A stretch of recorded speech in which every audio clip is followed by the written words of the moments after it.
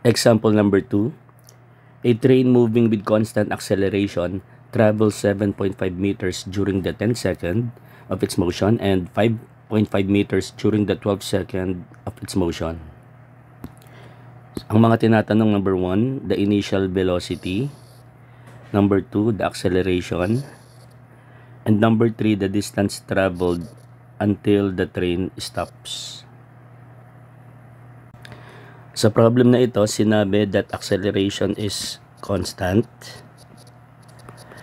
Then binigay yung distance traveled during the 10 seconds. So tawagin natin S10. So 7.5.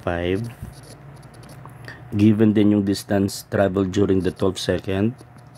Tawagin natin S12. 5.5.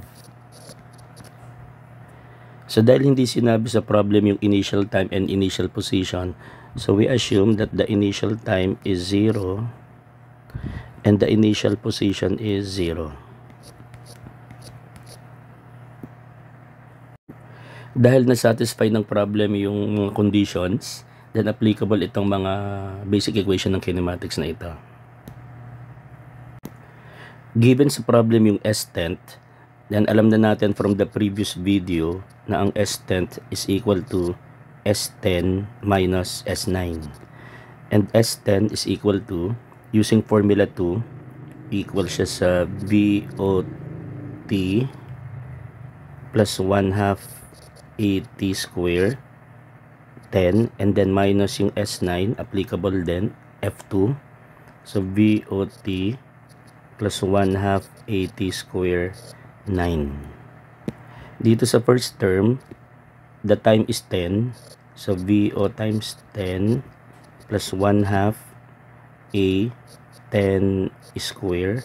Then minus sa second term naman, the time is 9. So VO times 9 plus 1/2 A times 9 square.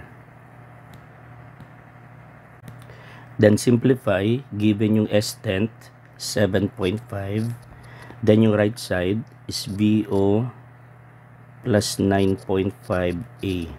So tawagin natin equation 1. Then S12 is equal to S12 minus S11. So for S12, applicable yung formula 2. So VOT plus 1/2 AT square 12, then minus S11, formula 2, VOT plus 1/2 AT square 11. Sa first term, the time is 12. So VO times 12 plus 1/2 A 12 square. Then minus sa second term, the time is 11. So VO times 11 plus 1/2 A times 11 square. Then simplify, S12 is 5.5. Then yung right side is VO plus 11.5A. Tawagin natin equation 2. Ngayong meron na tayong 2 equations para sa 2 unknowns, initial velocity and acceleration. So masusolve na natin yung dalawang unknowns. So applying knowledge natin sa algebra, so the initial velocity when the time is 0 is 17 meters per second. And the acceleration is -1 meters per second square. So sa number 1, tinatanong is the initial velocity. So ito na yung sagot for number 1. And for number 2, tinatanong is the acceleration. So ito na yan. So for number 1, the answer is letter B. And for number 2, the answer is letter C. Ngayon, alam na natin yung initial velocity, 17, and acceleration, -1. Then, para sa pangatlong tanong, the distance traveled until the train stops. So, gamitin natin yung formula 4. So, V square equals VO square plus 2AS.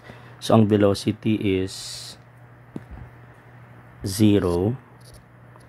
Dahil huminto, so final velocity is 0. Initial velocity is 17, and then square, then plus 2. Acceleration is -1, and S is unknown. So that S is equal to 144.5 meters. Actually, itong S na to ay position. At nagkataon sa problem na ito na ang position ay equal sa distance. So, siya na yung sagot sa number 3. Letter B.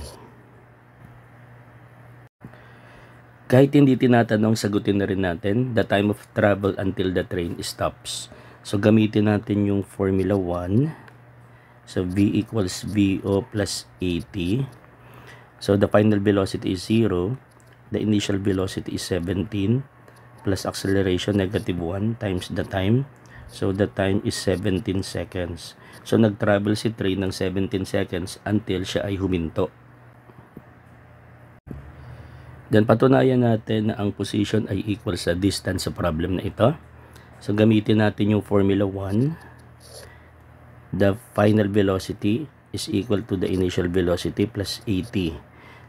So, the initial velocity is 17. Acceleration is negative 1. And the time is variable muna. So, ito yung velocity at any time. 17 minus t.